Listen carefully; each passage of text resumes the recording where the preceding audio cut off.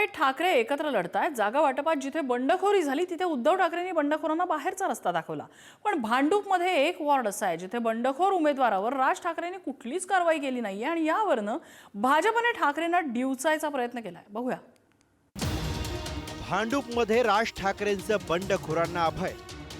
राज ठाकरेंकडून बंडखोरांवर कारवाई का नाही? उद्धव ठाकरेंनी केलं ते राज ठाकरेंनी का टाळलं?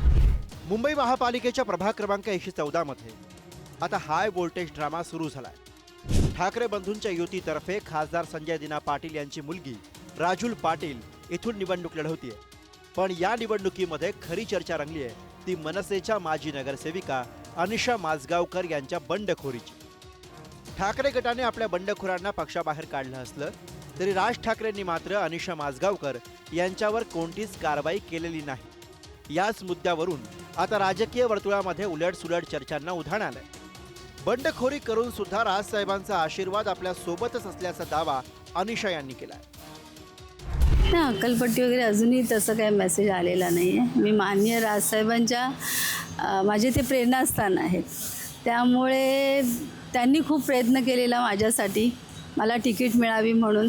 वारंवार त्यांनी उद्धव साहेबांना आणि इतर सगळ्यांना सांगितलेलं की ह्यांना द्या, ह्या वॉर्ड आम्हाला देण्यात यावा, परंतु त्यांचा प्रयत्न कुठेतरी थोडं कमी, मे बी उभाठाला हा वॉर्ड पाहिजे होता त्यामुळे त्यांना मिळाली नाही, आम्हाला मिळाली नाही।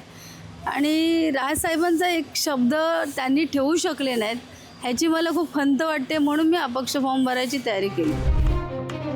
तर हाच धागा पकडत भाजपचे माध्यम प्रमुख नवनाथ बन यांनी ठाकरेंना डिवचलं। जिथं जिथं उद्धवजी ठाकरे यांचे उमेदवार आहेत तिथं तिथं मोठ्या प्रमाणात मनसेच्या उमेदवारांनी बंडखोरी केली आणि कुठेही मनसैनिक उद्धवजी ठाकरे यांच्यासोबत काम करत नाहीत।